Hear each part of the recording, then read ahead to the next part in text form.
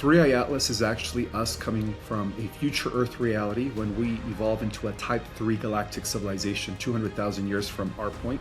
Our experimentations with that energy, and such as anti-gravity crafts and things of that nature. And so that would put us in a Type 1 civilization. Are we closer to a Type 2? Again, Type 2 civilization. And then we have the surface world that has been gradually climbing out of the dark ages. So due to this convergence that is about to take place, this star, our sun, is influencing this ascension of the Earth and thereby humanity's ascension as well.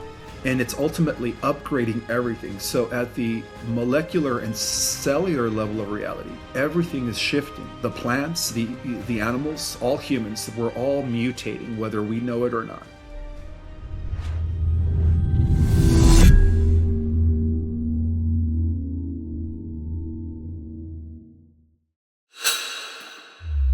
Family, I wanted to just take a moment to pause here. Many of us are feeling the sense that the way that we've been creating, building, expressing, something about it no longer seems to be working. We've been taught to create from pressure, effort, performance. But through a very powerful transmission with a previous guest, Ann Tucker, where she channels the mother of creation, it became evident that we are at a turning point. Creation is changing direction. And for the first time ever, Ann and I are coming together for a live initiation called the Freedom Project. This is a 3-week journey designed to dissolve fear-based creation and restore freedom from an internal lived state so that creation becomes natural again. This isn't about learning new techniques. It's about removing what's been quietly blocking your authentic creative channel. If you feel that pull into more truth, freedom, and coherence in the way that you live and create, you can join Ann and I now for our 3-week initiation. We'll be starting in a few weeks. The link to sign up is in the description, or you can scan the QR code on screen right now, and I will see you inside.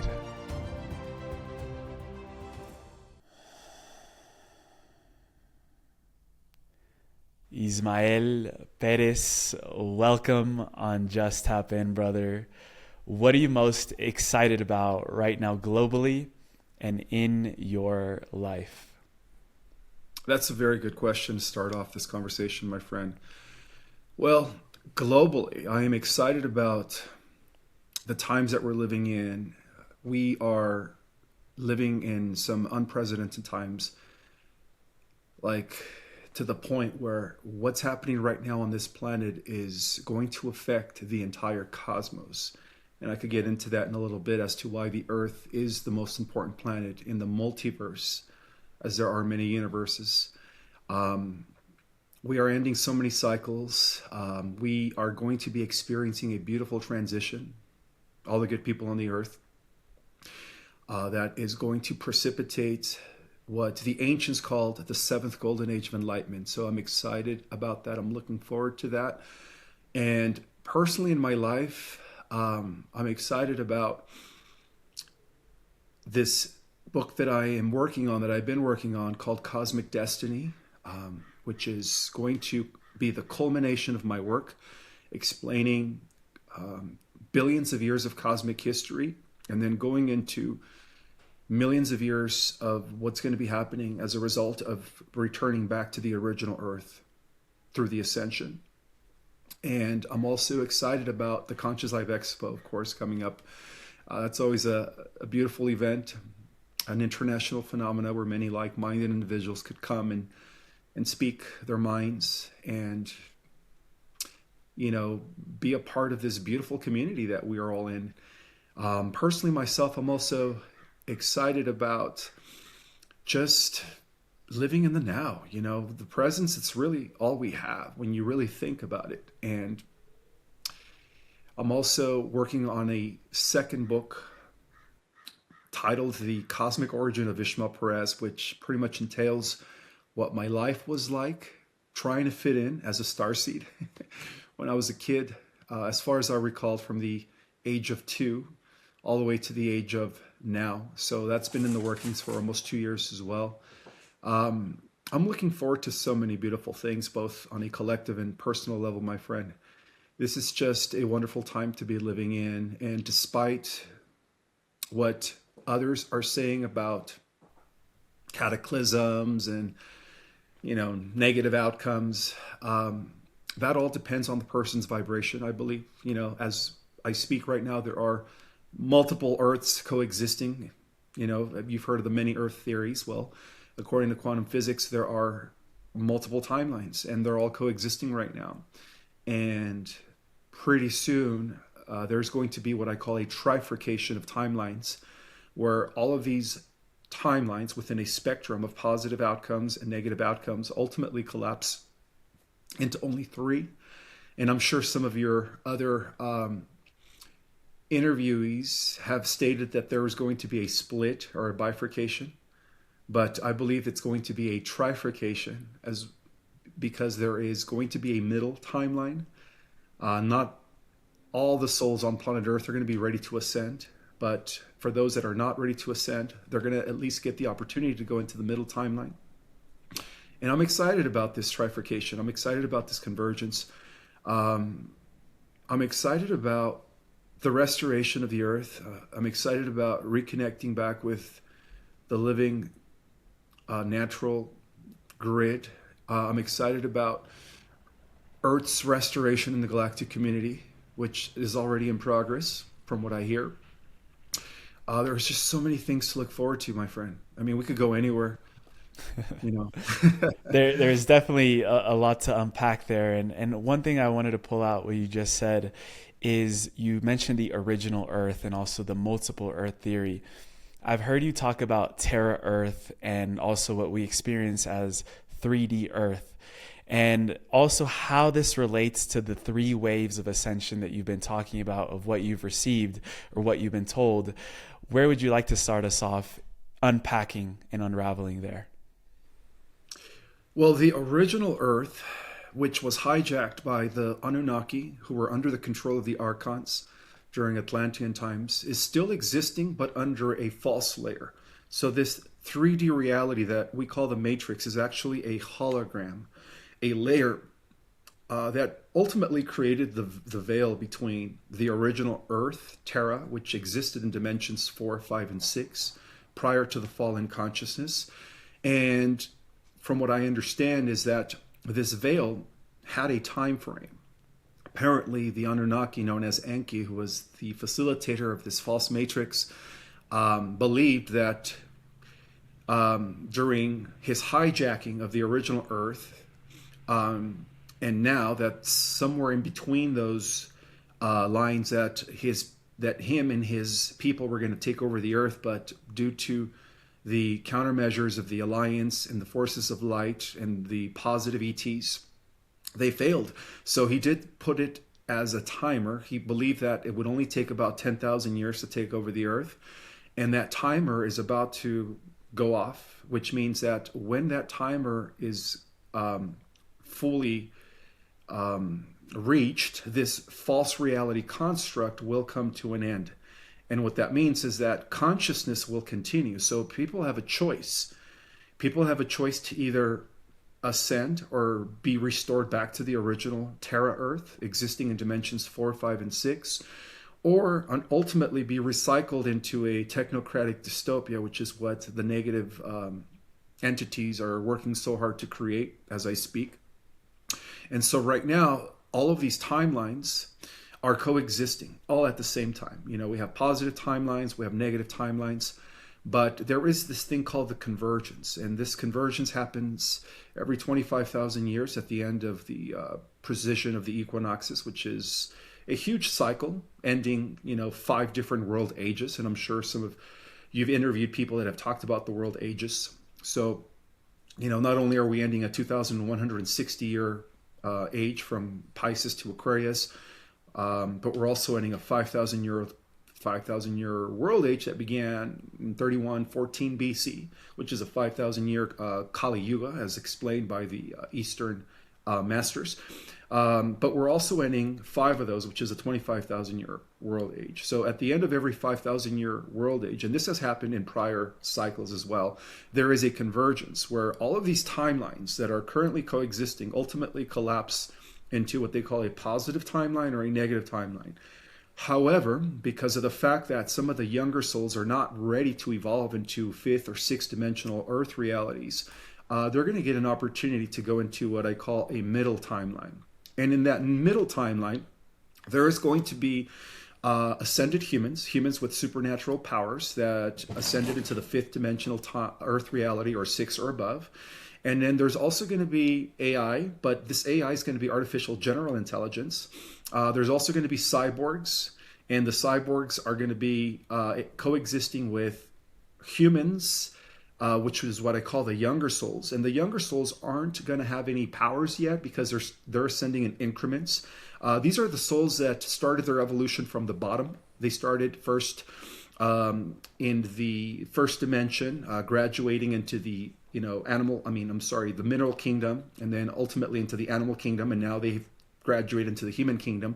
So those younger souls are going to go up in increments. So in that middle timeline, where the younger souls go, which is what many call the fourth dimensional Earth reality, is where everything's going to exist. You're going to have young souls or humans that are going to have no abilities.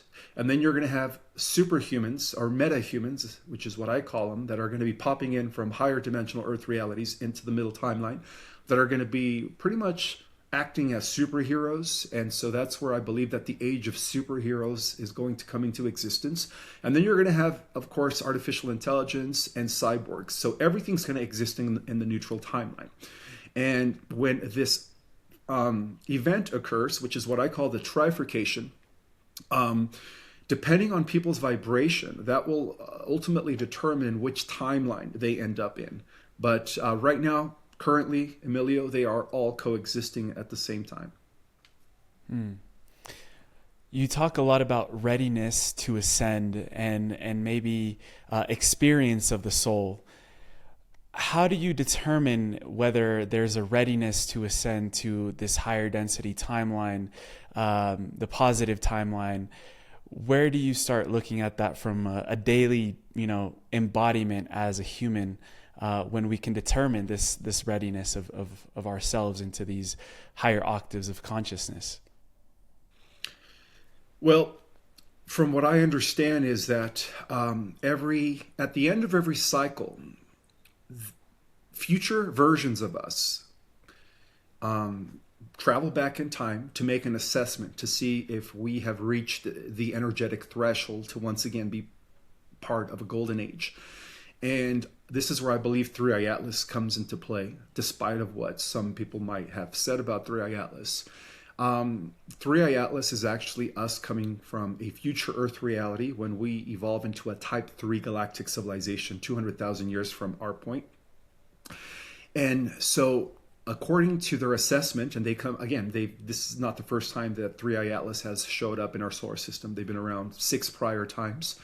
According to their assessment, the reason they came back in the last 6 months was to make that assessment, and they determined that as a collective we have reached a threshold, meaning that the majority of humans have snapped out of the program. They have awakened from the matrix, and therefore they are ready to ascend. So they make that determination. And again, this is a future versions of us that are coming back into the past to see if whether or not we are ready to go into the next phase of what they call human evolution. And so we've passed the assessment, and that's how everything is determined. Now, on an individual basis, in terms of every single person, and this is where the 3 timelines comes into play. There's going to be an Earth reality for everyone, including the wicked. Unfortunately, the wicked are going to get rooted out from the positive timelines. They're going to go into the negative timeline.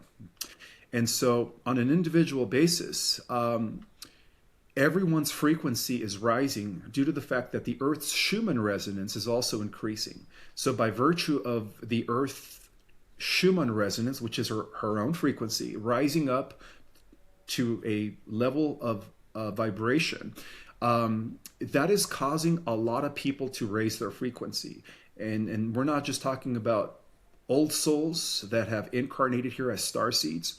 We're talking about young souls as well. So a great number of Earth Terrans are actually getting it. They're actually understanding. this higher reality evolution or this higher knowledge. And so, because of all of that, it has been determined that the Earth is once again eligible to re-enter the galactic community as we once were during Atlantean times, when we were a type 2 civilization before we fell in consciousness into this primitive reality that we've been kind of climbing out of for the last 10,000 years. So that's how it happens, my friend. I'd love to look at the bigger picture of how civilizations develop. I've heard this term type 1, type 2 civilization. If you would like to clearly lay that out, as in how our civilizations get developed and where you see we currently are. I think you mentioned type 4 in terms of how that looks as a development of a whole civilization. Well, there's about 5 different categories of advanced space age civilizations, and they each corresponds to what we call the higher dimensional levels of reality.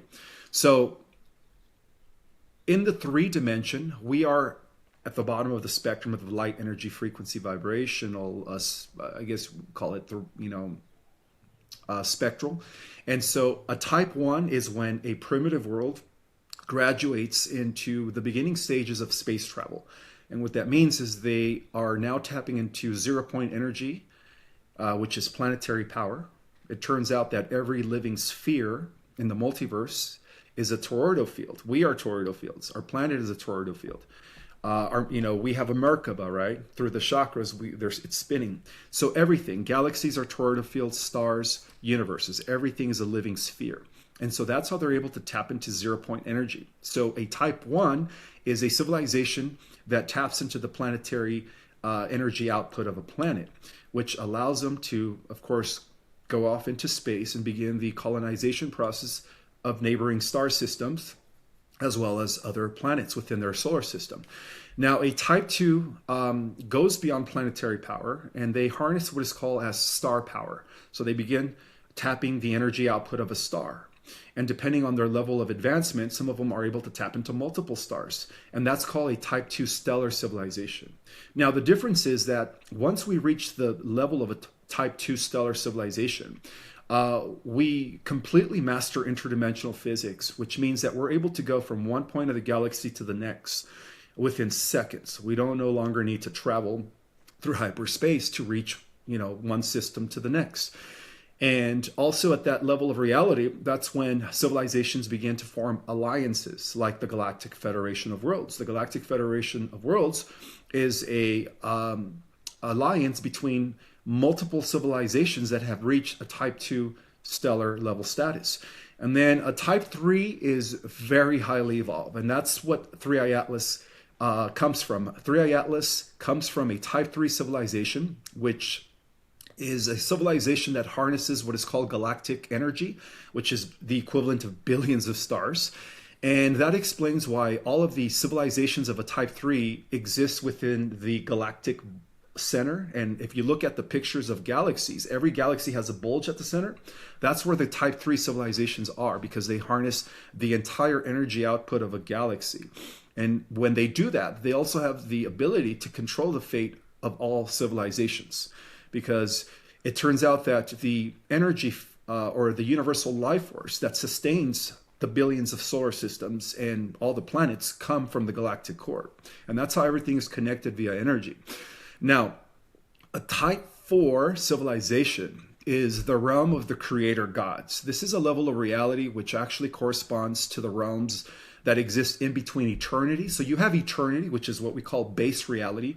And then you have the finite systems, which is what we call the experiments of the time-space continuums. And so everything beyond the original reality is considered a simulation, by the way. So even our 3D is nested within a higher simulation called the 5D, or 4D, I'm sorry. And that is nested within the 5D simulation. However, as we go up in dimension, each simulation becomes more fluid-like, and we become more conscious. So that is the beauty of this whole spectrum of reality, until, of course, we reach the realms of eternity, which is existing in dimensions 12. So to answer your question, a type 4 civilization operates in the level of reality called dimension 10, 11, and 12. And they harness the entire power of a universe. That's why they're called a universal society. Now, their realities are different than ours because they don't use, you could say, carbon-based DNA or crystalline-based. They use what is called a pre-material plasma, a type of structure that allows them to materialize and manifest any form they want. So they are extremely evolved. And they also have the ability of creating universes. So intelligent beings of a type 4 civilizations are equivalent to what we call creator gods and goddesses, but with the lowercase g, because they also honor the bigger god, which is prime creator, capital G. So these are the creators and the facilitators of universes. And that explains why, even through cutting edge science, there is about 10 new universes that are coming into existence on a daily basis, because that means that every day this phenomena that we called creation is still happening due to the fact that these intelligences are reaching the level of a type 4 civilization. They are, existing in a realm that allows them to facilitate their own creations.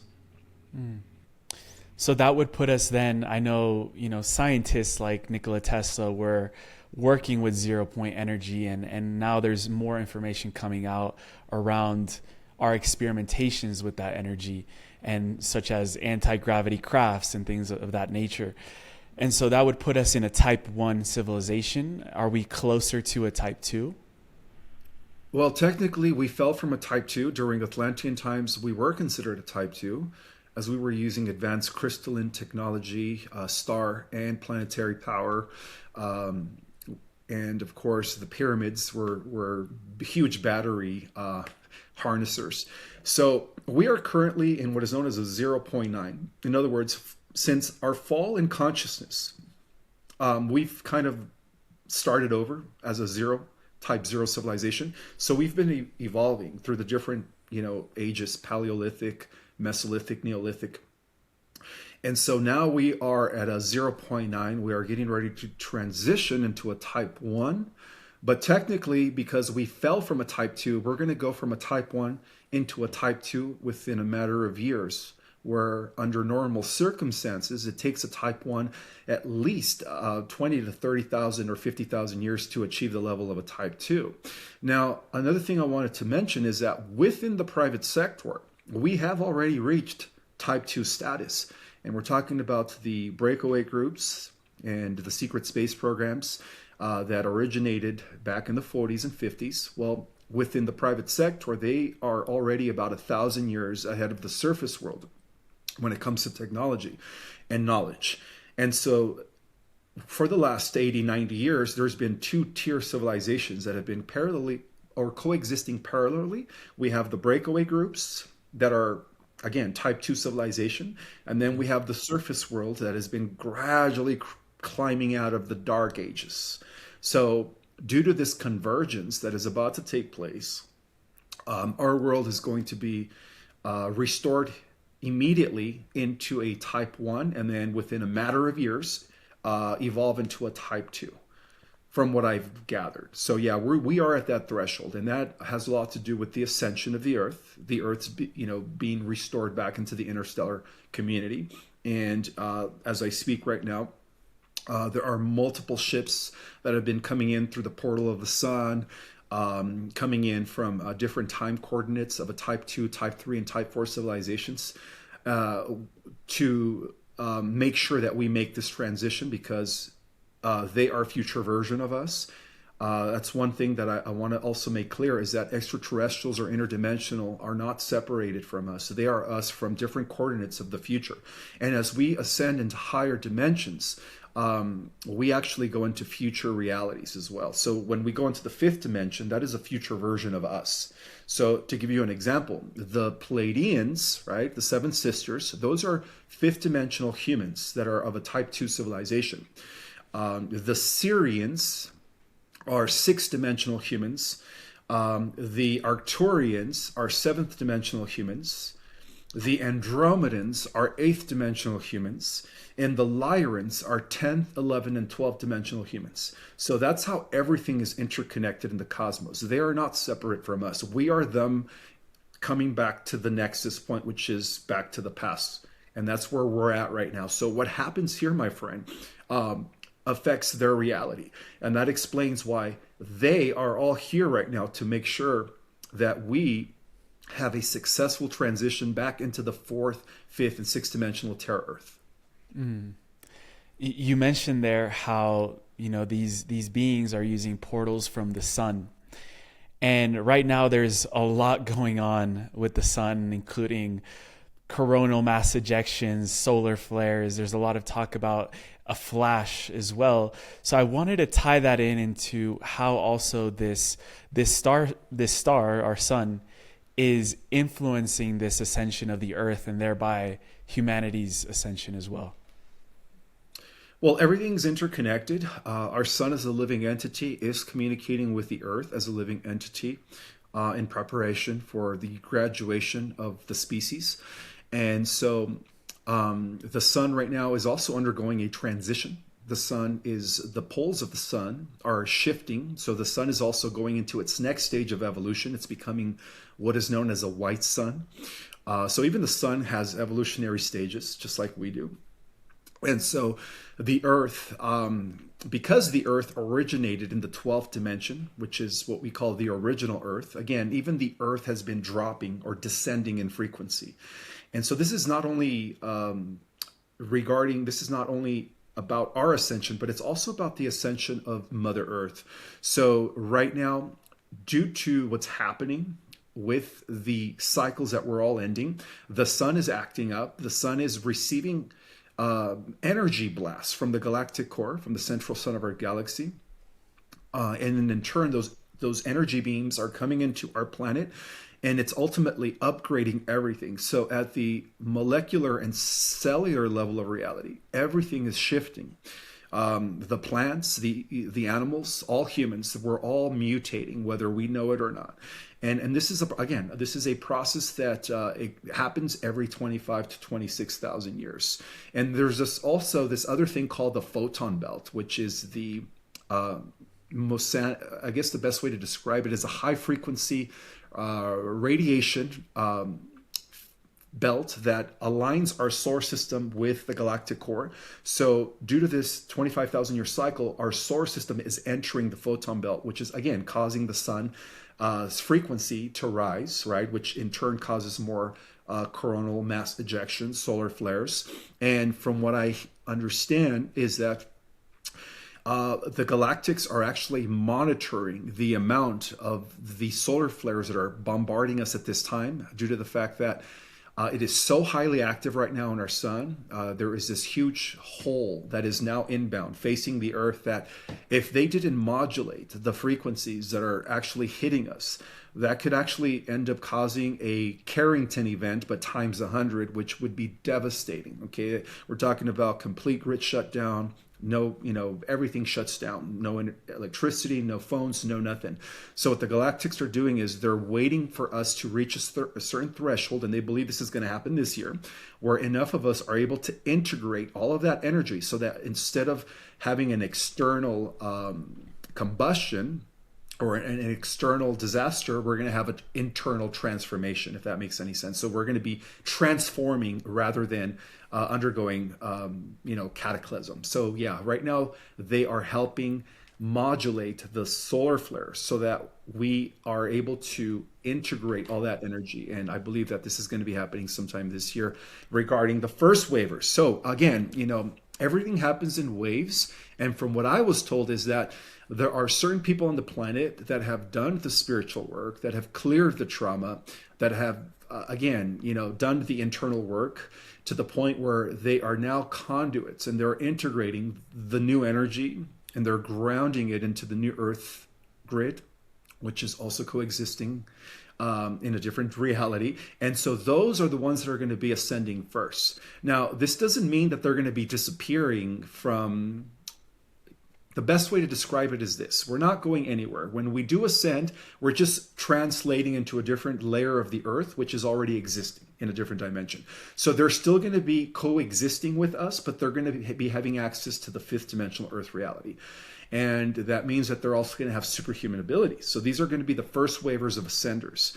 And they are going to open up the door for the second waivers to ascend. Now, the second waivers are the remaining of the Starseeds, which are what I call the old souls on the planet.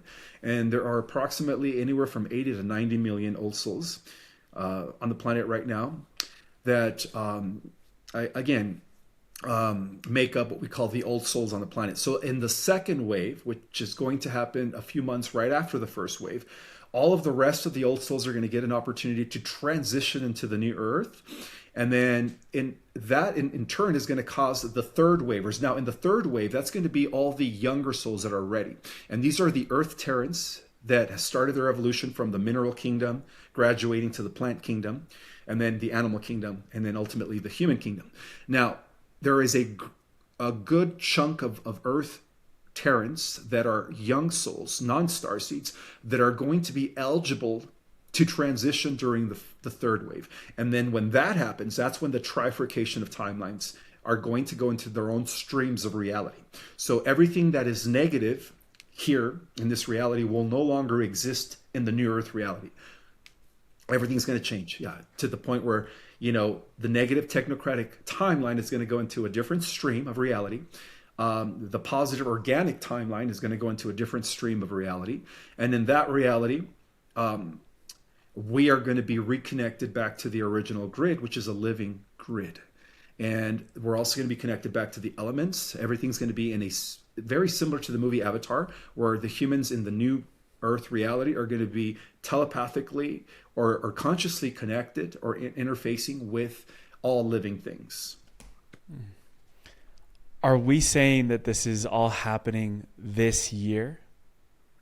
Well, remember earlier I was talking about how the Anunnaki put a time frame to this current reality construct? Well, this current reality construct, based on the secret records that I had access to, ends in 2028. So technically we have about 2 years before all of this happens, but it could happen prior to 2028. I mean, things are already happening from behind the scenes. There's a lot of things that are happening right now regarding disclosure, revealing the truth to the world population that we are not alone, that there is an alien presence coexisting with us in our oceans, inside the earth, in subterranean cities.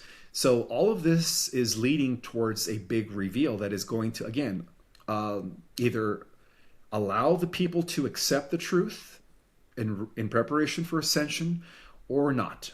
But I believe that this is all going to happen between now and 2028, give or take 2030. That's when this current reality construct, as we know it, which is what we call the Matrix, comes to an end. And by then, everyone had already made their decision if whether they're going to go into the organic Earth, which is really the original Earth, the sacred timeline, or unfortunately be recycled into a technocratic dystopia or a middle timeline, depending on where they choose. Yeah. I really want to go deep on the integration of this energy. Before that, though, I want to get into some edgy territory, because you mentioned disclosure revelations that are happening right now with the recent revelation of the E-files, and we have to be careful of how we frame it here. Was there an alien presence regarding what is going on in these files that have recently come out, maybe not to the full extent or degree, but are starting to be slowly revealed to the public? Well, the rabbit hole regarding the E-files has many layers to it. So this is going to be pretty much the catalyst that is going to cause a great awakening. And it's already happening, It turns out that the people involved in these files were actually associated with the breakaway groups. They were building huge underground cities where they were breeding little ones undocumented in order to do whatever they want with them. And part of that was to breed these little ones for the sake of extracting, you know what I mean, right? And it starts with an A, which is what celebrities take to look younger. Yeah, and it turns out that they were involved in cloning. They've established cloning facilities. So every celebrity out there, every pop star, every Hollywood, I think 99% or maybe 95 out of, I want to say, is a clone. Okay. They're not the real people. And every politician is a clone. Everyone has clones, by the way. Every religious figure, everybody that is in a position of power is a clone. And they've been doing this for the last 80 years. And so what they've been doing is that they've been actually transferring through organizations as called the Lifeboat Foundation and Teachers from Space, which JE was a member of. JE, you know who I'm talking about, right? Mm-hmm. And who, by the way, is still alive. There was evidence that his double was the one that was in prison and the original one went to Israel. But to answer your question, is they were doing all kinds of hideous, nefarious things in these underground tunnels. So it's much deeper than just the island. It's much deeper than just, what they've been doing to these innocent girls and boys.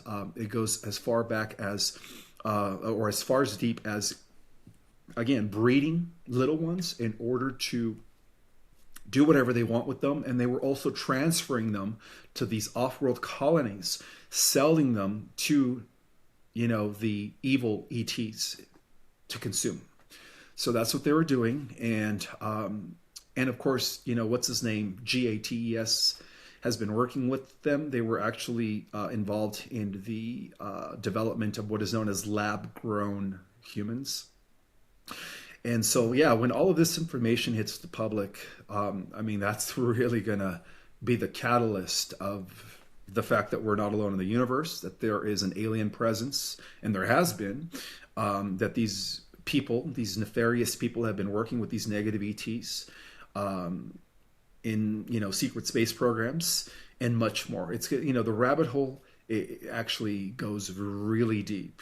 And a lot of this has also to do with creating an artificial race, again, lab-grown humans, in order to replace the human population, ultimately, because they also had an agenda. Their agenda 2030 was to eventually replace all organic humans on the planet with synthetic or lab-grown humans in order to create a docile population so that they could control them under a one-world government.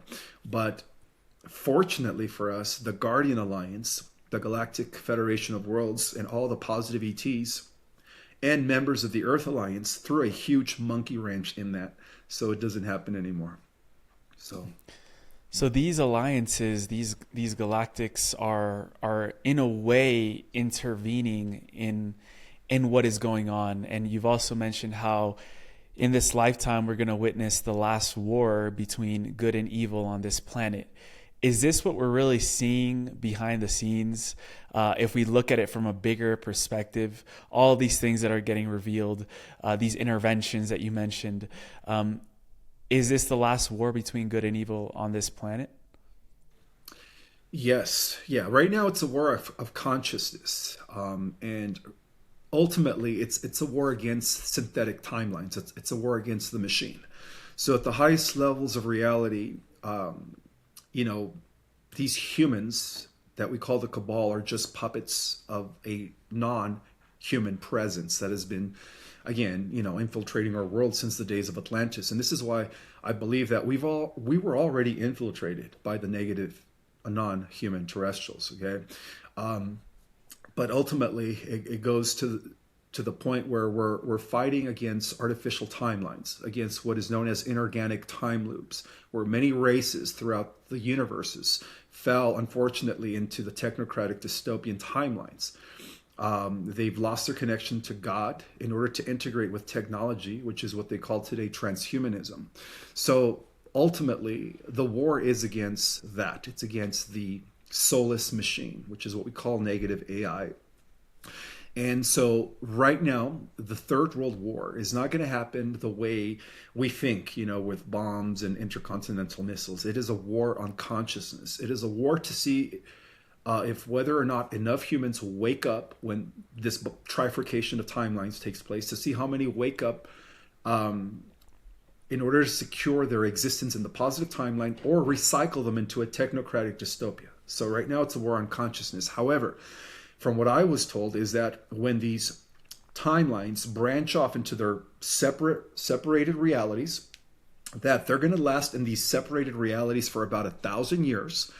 And at the end of the 1,000 years, both the organic timeline and the negative timeline are going to once again merge in the middle timeline, which is what I call the neutral timeline, for a final battle against evil. And that evil is, again, artificial intelligence. So the final war, according to the galactic prophecies, is not against flesh. It's not against, negative reptilians. It's against the machine. And if you begin to incorporate theosophy and the teachings of Rudolf Steiner, he talked about how the real Antichrist is what we called the archon consciousness that expresses itself through technology. So that explains also why a lot of these ancient manuscripts, including the Bible, talk about this, there's going to be 1,000 years of peace. And at the end of the millennium, that's when we're going to have a final war against Satan. Well, according to the archives, Satan has always been the archon consciousness, which is what theosophists call the Ahriman.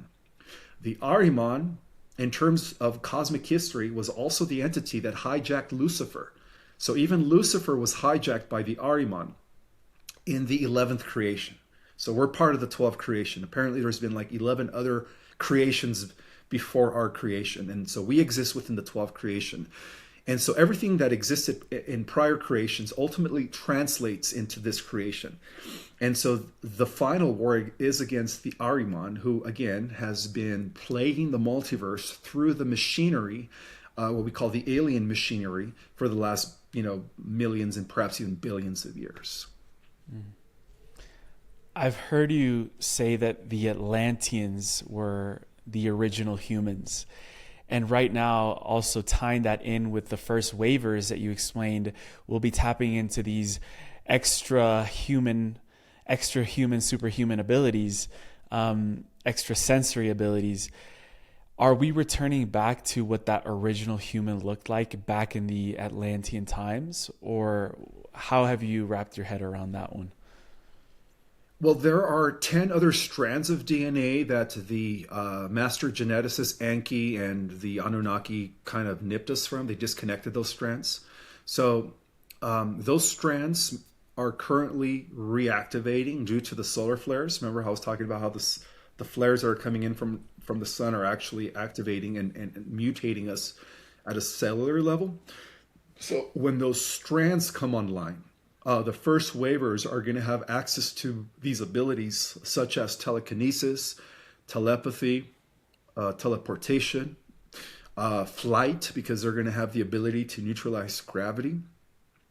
One of the things that I like to share, and this is part of my presentation that I'm going to be breaking down at the Conscious Live Expo, is that in order for us to even have these abilities, we have to remember that everything is conscious, not just the planet. The elements are conscious.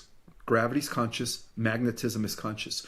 Once we are fully understanding of that, then we start building a symbiotic relationship with the elements, the gravitational field. When we connect with the gravitational field, the magnetic field, which ultimately collapses into the singular field, which is what they call the unified field, also known as the quantum field, we begin to manipulate reality with our consciousness. And that's where the powers come in, by the way. So when the first waivers ascend into the new Earth, the other strands of DNA are going to be fully reactivating, allowing them to use their full capacity. And when they use their full capacity, they're going to be interfacing with the elements. They're going to be able to control weather, manipulate, create lightning at will, like Zeus did in ancient times. Or in terms of modern metahumans, we see X-Men, right? So people are going to have these abilities. So those that ascend within the first waves are going to be popping back into our reality as superhumans, from what I understand. I just wanted to say there, because I am a super fan of all X-Men, Marvel, Avatar, any science type fiction movie of superheroes. It must be a remembrance that comes through when I watch those. But if you look at some of the storylines, for example, in X-Men, they call them the mutants. And there was a huge divide between those that had mutant abilities and those that didn't. Do you feel that there's a way to mitigate so that when this happens, when some humans will begin to, and I believe it's already happened, I've seen some extraordinary things that some people can do. How do we avoid this division? It's almost like a type of racism, but about our DNA that's being activated. How do we maybe avoid that outcome? Well, that's a very good question. And again, a lot of the comics that were written by these authors were insiders. They had access to the secret prophecies. They had access to the galactic archives. And so a lot of the stories being told in DC Comics, Marvel Comics, are what they call soft disclosures about the future. Okay. Now, to answer your question, the fact that the Old Souls, the Starseed Envoy program, was initiated back in the 40s to help the Earth ascend, there was a contract that we all signed. And by the way, all of the Old Souls are part of the Guardian Alliance, whether we know it or not. And in that contract was this, that we will experience life as a mortal in order to humble us, so that when the time came for us to reactivate our superhuman abilities, that we would use those powers responsibly. So that explains why a lot of the old souls had to experience this mortal flesh and blood, this mortal body, limitation, the emotional spectrum of highs and lows, depression, all of that comes with mortal life. So when the time came for us to reactivate our superhuman abilities, we would understand the human condition and therefore use our powers to what? To help humans evolve, to help them understand the higher evolution. So that's the reason why we had to experience the human condition. I love that you mentioned how a lot of these story writers had access to the secret prophecies and to the archives of humanity and also the future of what is coming. You mentioned the book that is coming through right now, are the cosmic origin of yourself. And I did want to explore what that journey was like for you, of when you were beginning to gain access to these archives, this galactic history of humanity.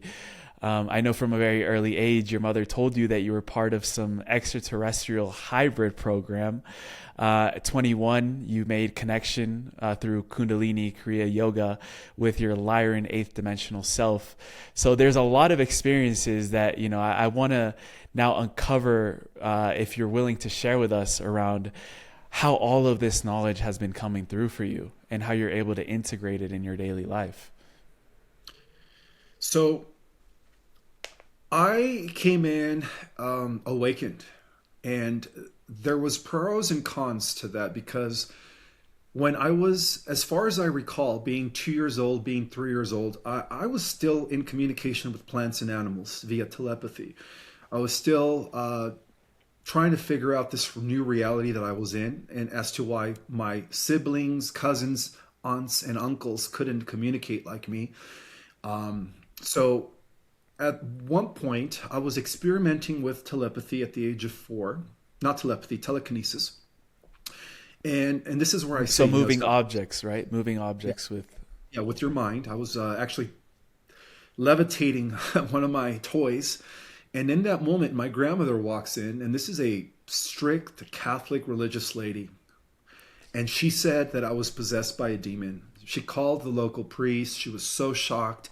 The local priest started throwing holy water and started speaking in some weird Latin, saying, I think later they told me that he was trying to extract the demon out of me. And I was just 4 years old. So this ultimately allowed me to suppress my abilities. And then on top of that, which was, by the way, very traumatizing as a 4-year-old, because I was like, I don't have no demon in me. What are you talking about?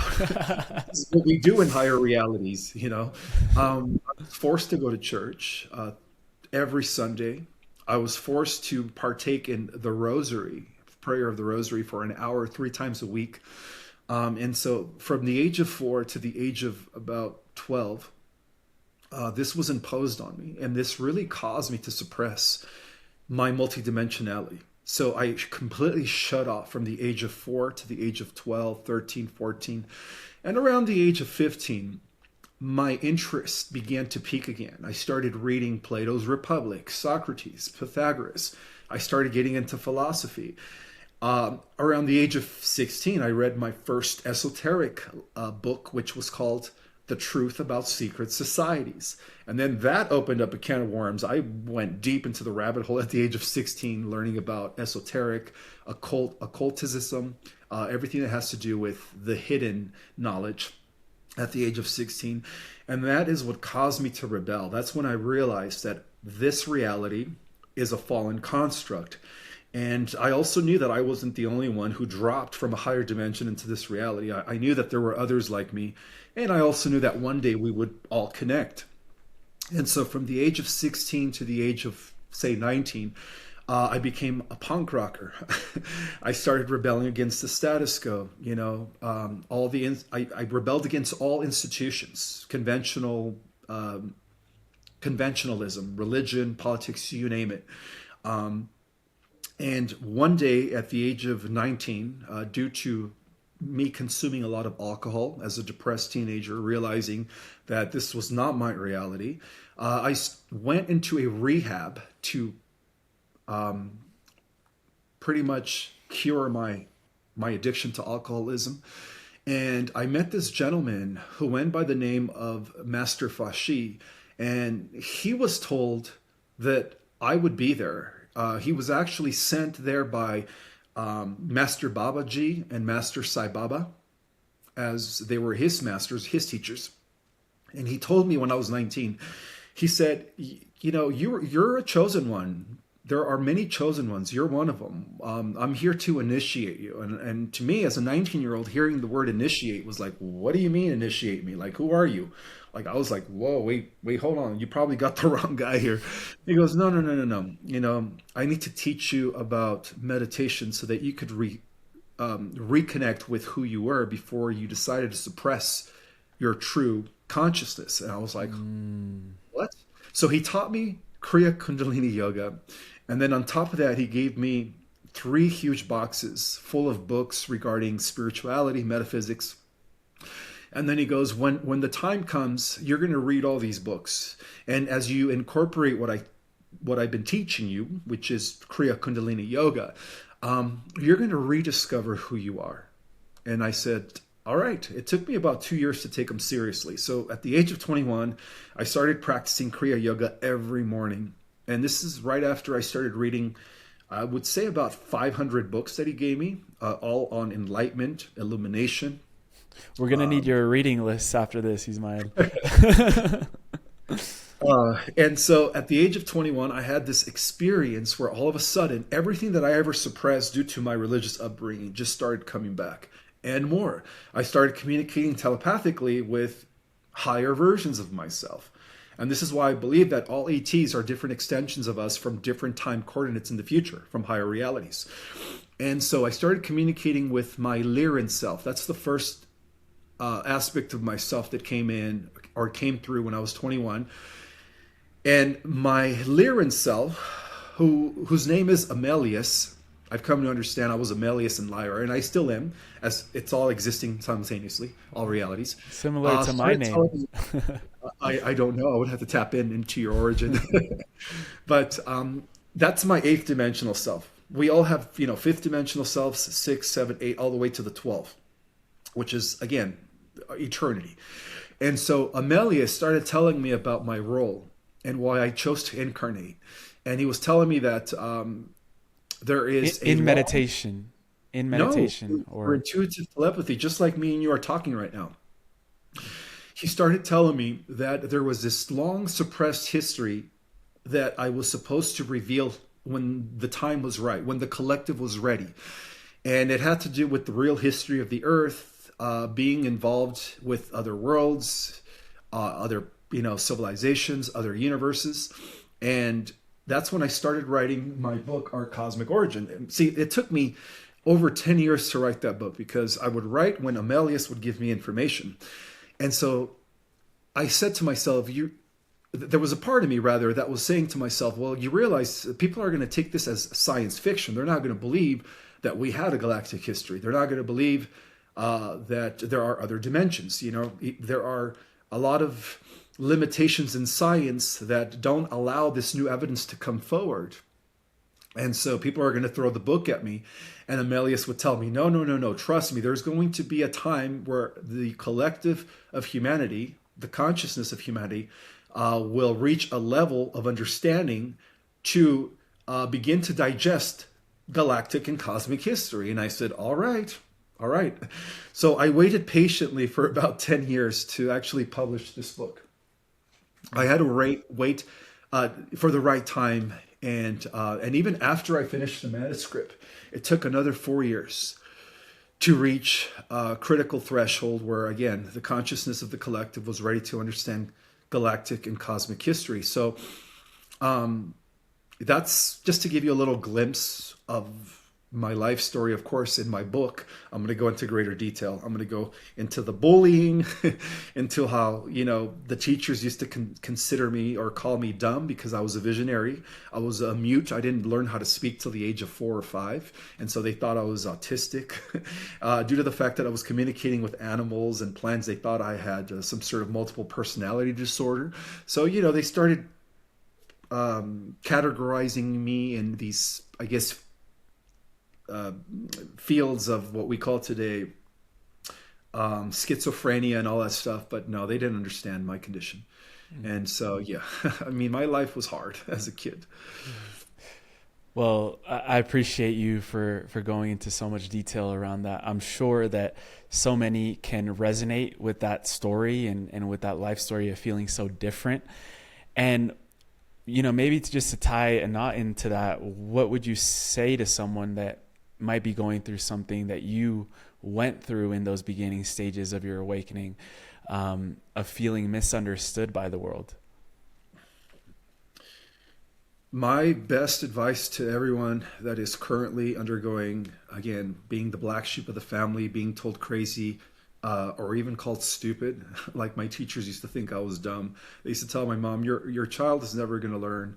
And my mom used to look at them and say, it's not that he's not the one that's not learning. It's that you guys are teaching him a curriculum that makes him really bored. That's what she told them. She knew I had a gift of a super intelligence due to How my did she know hybridization. that? How did your mom know that? She told me when I was a kid, before she passed away, that I was part of an alien hybridization program where they would take her aboard the mothership and they would splice and slice, I guess me as I was developing in her room, certain genetics from different ET races to complete an experiment. That's what she told me. So she told me as a kid, you were born with a super intelligence. But at the same time, you are going to lack common sense. You're not going to be handy. You're not going to be able to fix things, but you're going to have this super intelligence. And so she told me that at the age of 16, before she passed away, that I was part of a ET hybrid program that had a lot to do with, again, an experiment that has been going on for billions of years. And she said that it even transferred from other universes. And at that point, I didn't know what to say. I was only 16. I was like, oh, what does all this mean, And she said that eventually one day you will understand, why you were made and others like you. She said, you're not the only one. There are others that are part of these hybrid programs. And one of these days, you guys are all going to connect and become a force to be reckoned with.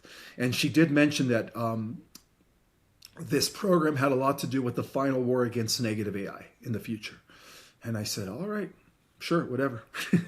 It took me years to really understand what she meant.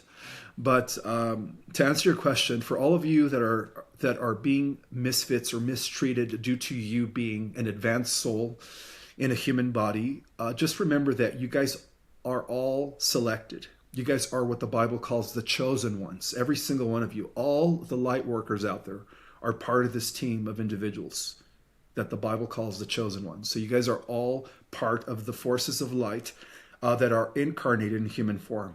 We are the ground crew, in other words. What was it like for you when you started to connect with what you said, others like you? What was that experience like, and how has that transformed your life? It was like a breath of fresh air, my friend. And it all started when I was getting ready to publish my book. I knew that there were others out there, and I was very hesitant to get on social media. In fact, my good friend and buddy who invested in me publishing my book told me, Ishmael, in order for you to get out there, you have to go on social media.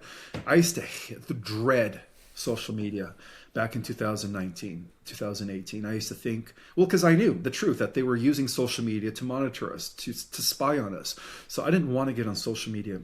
Not to mention, I want to be honest, I had a fear of public speaking my whole life. I had a fear of stage fright. I had to overcome that, obviously. So one day I decided to just get Instagram, and that's how it all started. I got Instagram back in 2020, and I started posting little reels on the ET presence, on disclosure. And little did I know that there was a huge chunk of people that were interested in this information back in 2020. And so I went with the flow little by little as I was getting positive feedback, as I was connecting with other Starseeds. It just dawned on me, this is what my mother told me about. You are going to connect with others like you, and together you guys are going to be a force to be reckoned with. And that's how it all started for me. And then little by little, I started posting on other platforms. I started going on interviews, and all of a sudden, my book became a bestseller over and over back in 2022. And all of a sudden, all these podcasters wanted to interview me. So at that point, I was doing 4 or 5 interviews a day. I was so busy, my friend. This was back in 22. And this is the reason why I went from not being recognized to kind of being recognized within a time period of a few months, because of the fact that all of these platforms wanted to interview me, one after the other. Now, the Galactic Alliance, or what we call now the Universal Federation, informed me that this was going to happen. They said, Ishmael, when your book comes into the scene, it's going to blow up, and you have to be ready for that. You're going to have people that are going to resonate with you, and then you're going to have people that are going to be your critics. And so you're just going to have to be mentally strong for that, because you're going to be in the highlight. You're going to become very popular. That's what they told me. So you have to be ready for all that. And I said, all right, let's do it. It's so interesting you brought up kind of that threshold year of 2020, because that was really a big year for a lot of people, of course, with everything that happened. That was also the year that I started this podcast. I was only 21 at the time. And so what's really interesting is like that year sort of feels like a lot of light workers, as you put it, started wanting to share this information. Maybe like some sort of first wave. I know it's happened, there's many others that came before 2020, but it seemed like 2020 was a year that just like blew everything out of the water. Do you have any insight as to, from a greater galactic perspective, why that was? Well, from what I was told is that due to what the dark side rolled out, all that stuff, right? The plan, you know what I mean? It was also a catalyst for people to snap out of the program, the hypnosis, as they call it. Everyone was under mind control. I'm sorry to say this, but when we wake up, that's when we snap out of the program. Okay, so that was a critical juncture for people to just begin snapping out of the program. And that explains why 2020 was a turning point in the collective awakening of humanity. Now, there are different phases or different stages of that. And we are about to reach another one, which is going to be the catalyst for the first waivers to, again, activate their superhuman abilities, which is them ultimately transitioning into the new Earth, which is already here coexisting with this Earth, but on a different layer of reality. So yeah, that was a critical moment. That was 2019, 2020. I think there was a huge boost in the awakening. I think a lot of people realized that what was happening was wrong. They saw through the BS, and they were just like, I need to go and investigate this even further. And it did. It caused people to investigate the situation further. Because of the lockdowns, people had to be forced to pretty much be in their homes, and I think that's what allowed people to really investigate and fall into the rabbit hole. Yeah, and be with ourselves, right? Without so much external stimulation. Absolutely. I would love to speak into this next catalyst that is emerging right now, where these first waivers are really going to step into. You mentioned about the superhuman abilities. I would love to speak into preparation for that and also integration of these abilities. As someone that's already walked this path and has prepared themselves, understands Ascension on a deeper level, there's also a lot of talk about the Flash, if that might be related to this catalyst in any way. But yeah, just to begin unpacking all of that in terms of preparation and integration for when these next catalysts start popping and people are tapping into aspects of themselves that they had previously not known about. So ultimately, the word ascension means reintegration. And what I mean by that is that we are reintegrating and we are reconnecting to versions of ourselves that exist in higher realities. So when the first waivers transition into the new earth, it is by virtue of reintegrating with their fifth dimensional galactic avatar or sixth dimensional galactic avatar. Now, bear in mind that the 5th D reality is not the end game. The end game is 12D. That is eternity, as mentioned earlier. So the 5th D reality is going to continue. For those that go into the 5th D reality Earth, it's going to continue. We're going to continue reintegrating all the way to the Oversoul. The Oversoul, which embodies all of your incarnations, all of your lifetimes, all into one, is existing in the 12D.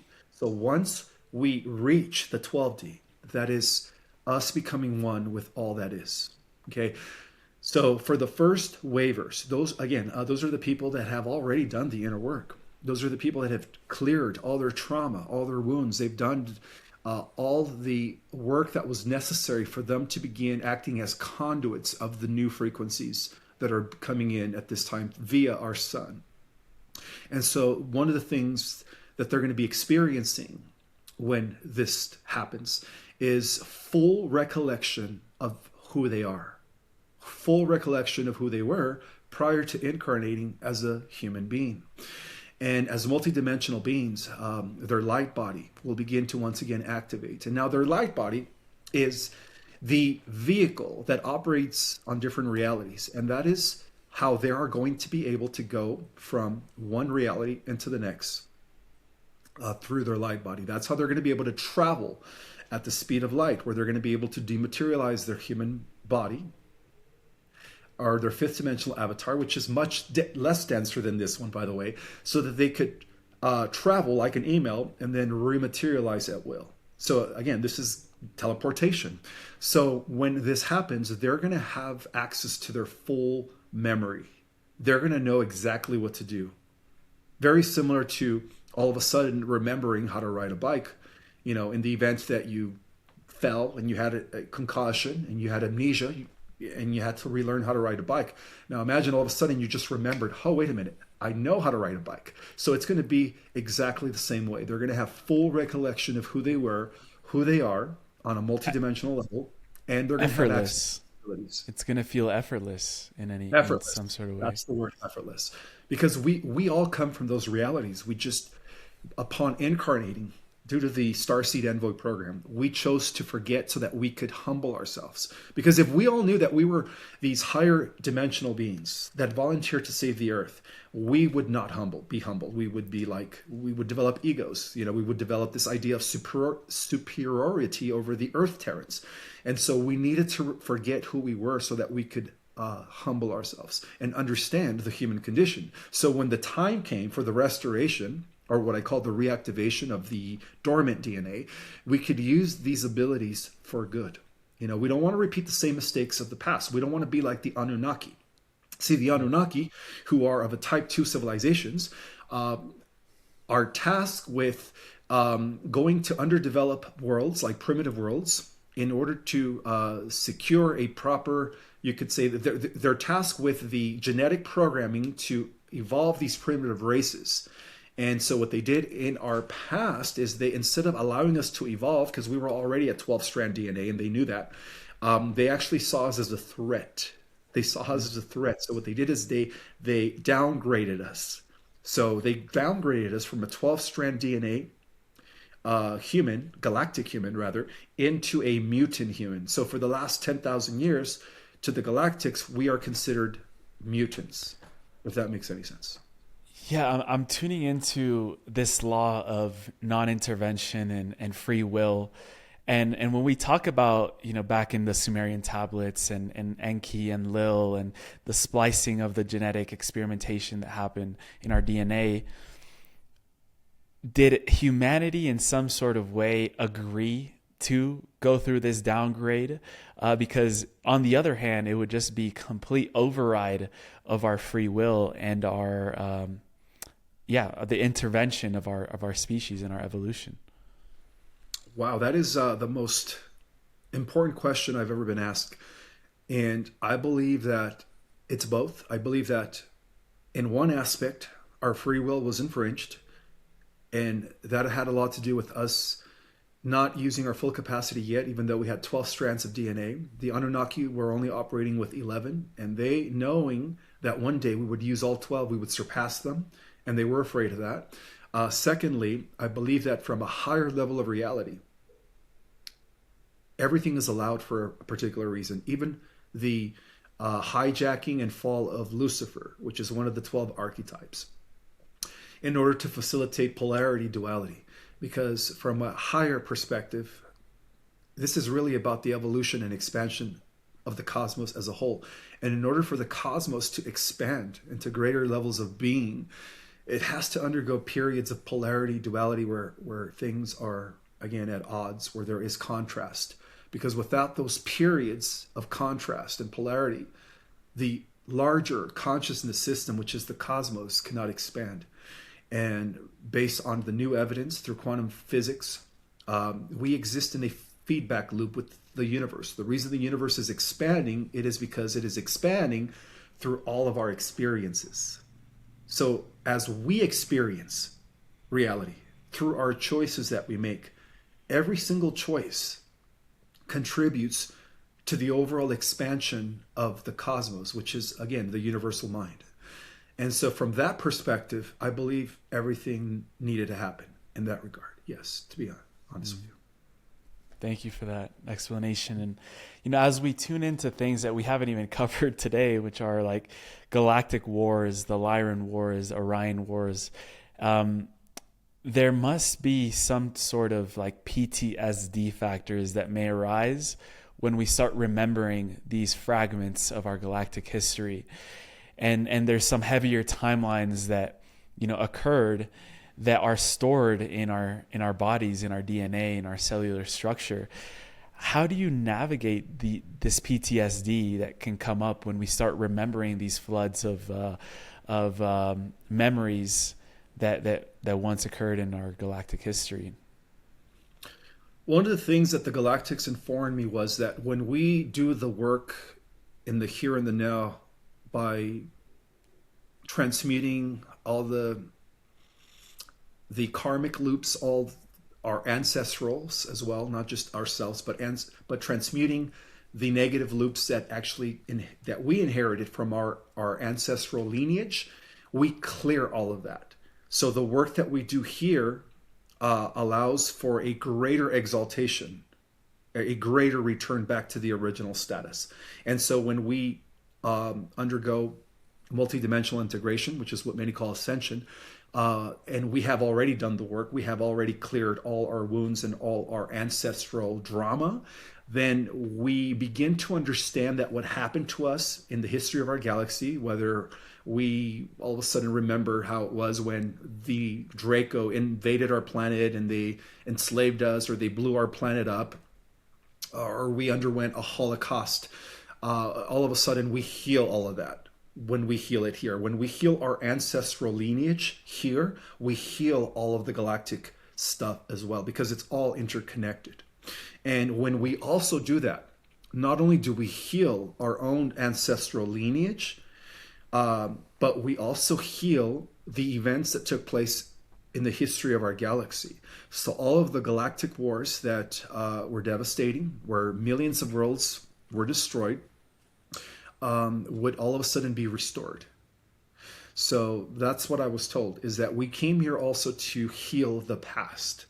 And one of the things that I've discovered through my deep dive in quantum physics is that not only is time existing all the time, but we could also undo certain past, or heal the past, not heal the past, but create a different scenario.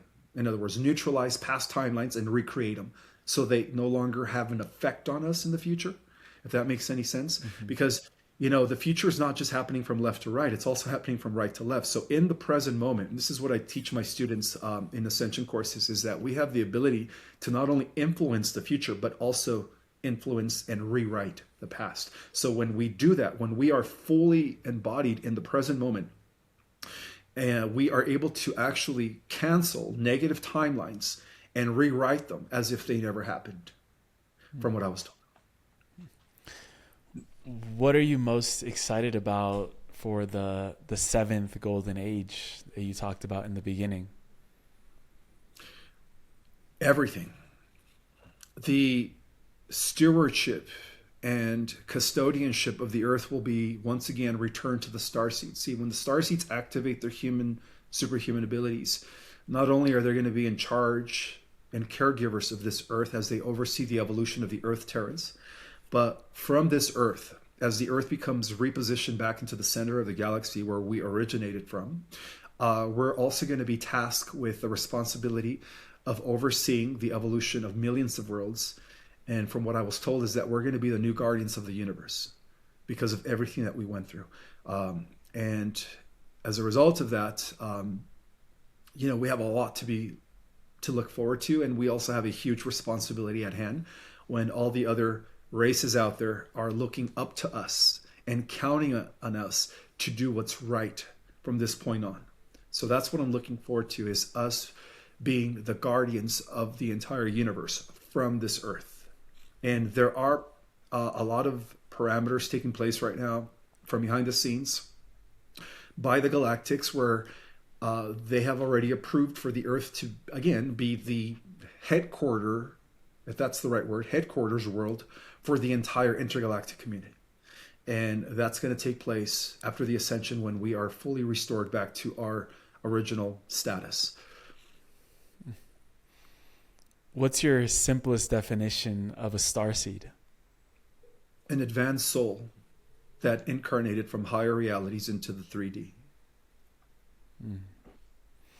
Or what we call, some people call them angelics, and we are angelics in a sense where when we start corresponding who the angels were in the Bible, the angels in the Bible were actually Andromedans and Pleiadians that were working with the humans on Earth. And the demons in the Bible were the fallen reptilians, which we call the Draco. So when you start kind of correlating how the gods of ancient times, both positive gods, the guardians, and the negative gods, right, the Draco, is exactly what the Bible calls angels and demons. And then we correlate that with ETs. They're all one and the same. Mm-hmm. So your Lyran self, Emilius, if I'm getting the name right, that helped you write this book, I can imagine that being is still communicating with you regularly. And I'm curious to know, what has been the latest information that has come through from Emilius that has radically shifted your worldview even further, or expanded it even further than before? Several things. The first thing is the neutralization and dismantling of what is known as the black-red cube matrix, which was at one point established or installed within our Milky Way galaxy by the dark side to convert a lot of organic races into cyborgs. So that was dismantled back in July of 2025. The second thing that I was excited about was the ending of the galactic wars that took place back in August of 2005. So the galactic wars in Orion have finally ended after millions of years of battle and conflict. And the third thing that Emilius informed me about is that the Earth, upon the Ascension, will be the intergalactic hub of many galaxies that are going to be seeing the Earth as the new headquarters for the entire universe as she becomes restored.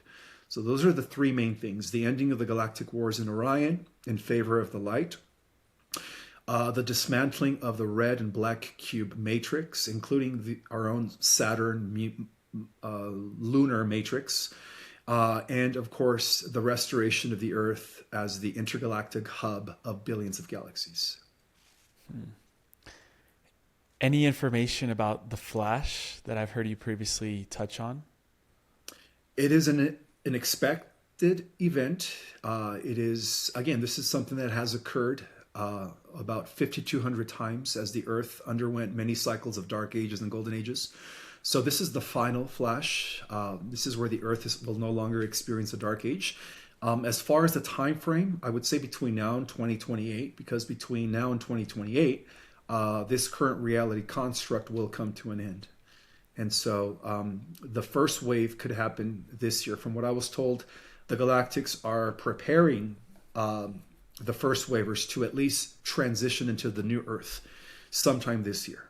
So again, but it's going to happen in waves. But yeah, the solar flash it's expected. It's an inevitable event that has been prophesied about in the galactic records, has been prophesied about in all religious texts, including the Bible. And it is something that is going to be associated with, again, the trifurcation of timelines, the convergence. Mm-hmm.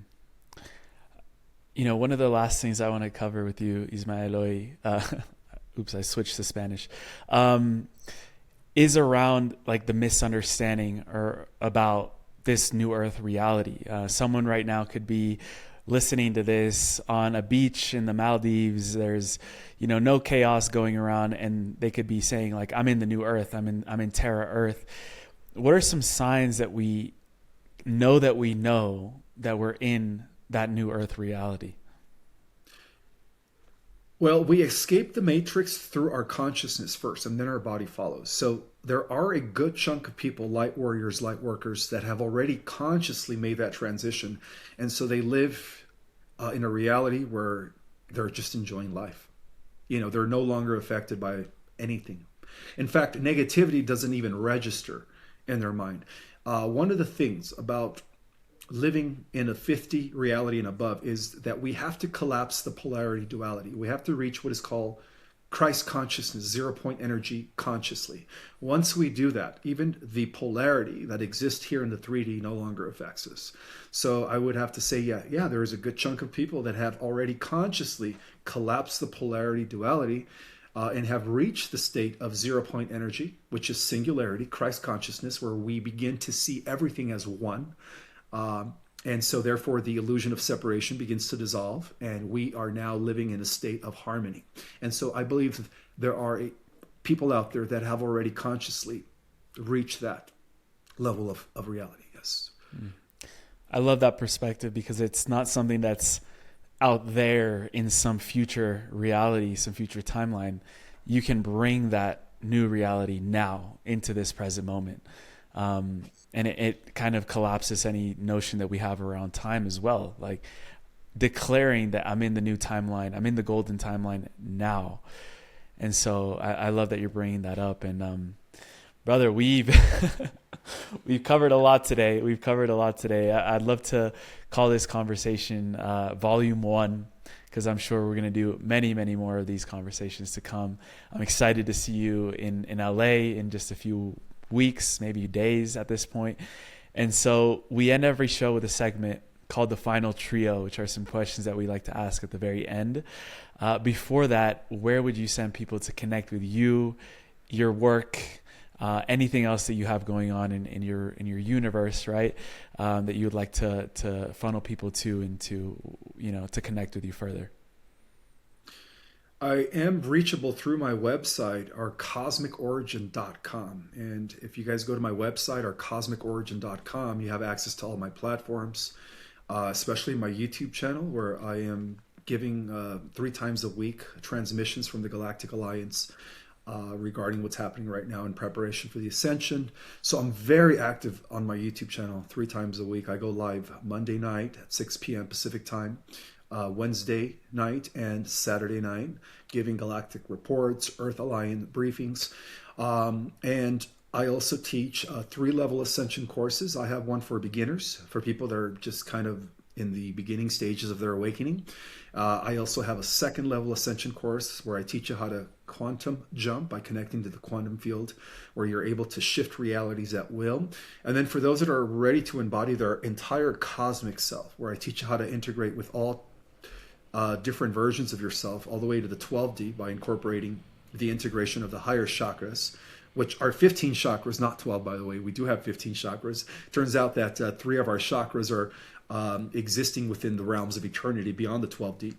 And so I teach people how to embody their cosmic self. And that is like advanced metaphysical knowledge. For those, again, for those that are advanced, I would suggest take Ascension level 3.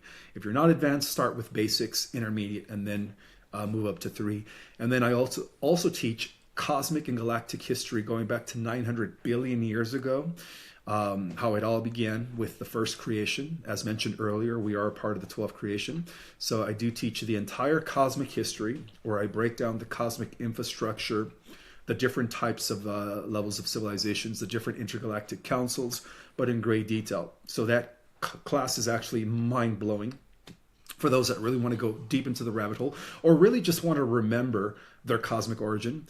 And other than that, Conscious Live Expo is coming up. I will be presenting a new presentation titled The Human Design, based from a cosmic level of information, where I'm going to be breaking down the entire experiment of humanity all throughout the universes. And that's going to be taking place on Saturday the 21st in the Rabbit Hole Room at 4:30 p.m. So I'm excited about that.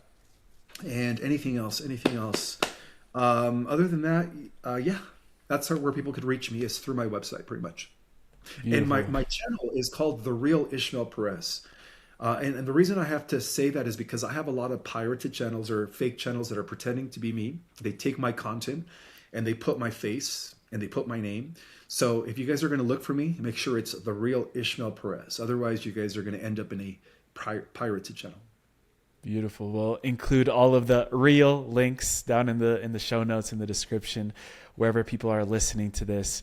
And these final 3 questions, the first 2 are personalized to each guest, and the last one we ask at the end of every show. So the first one I had for you is, what is your clearest definition of spiritual maturity? The best way to answer that in its most simplest ways is understanding that there is no separation, that everything is interconnected. Ourselves, planets, galaxies, the universe, it's all one big organism. When people reach that understanding, or at least begin to realize that, that's when they are spiritually mature, because then they start living accordingly. They start living to their lives. They start conducting themselves in a very ethical and moral way, because they respect all life. They see that everything is sacred. Everything in life is sacred. It's like back to the indigenous. That's how they viewed their reality. Second question I had is, if someone only retained 3 principles from your worldview, what are they?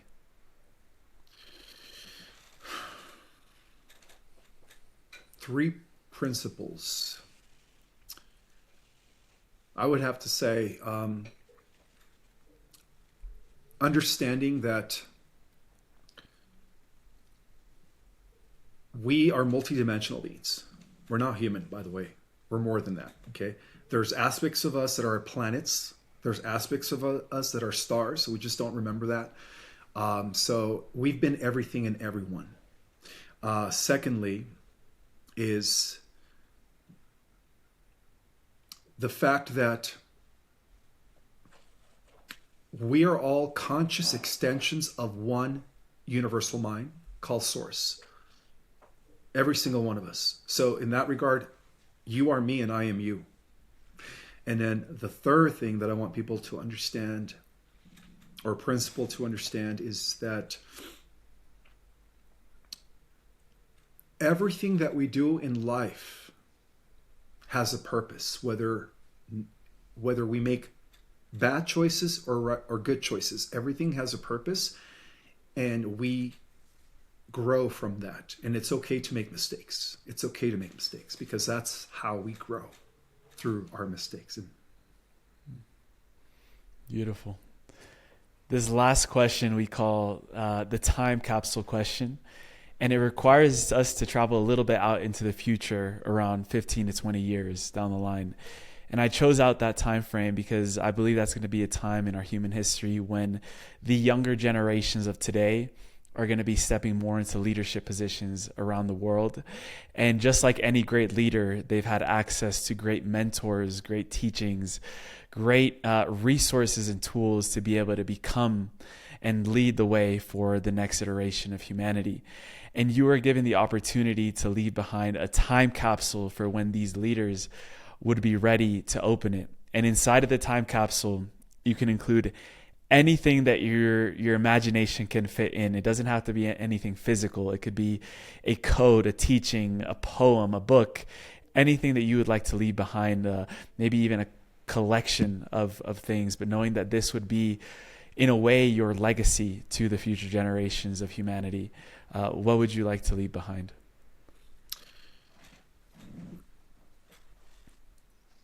The greater the challenge,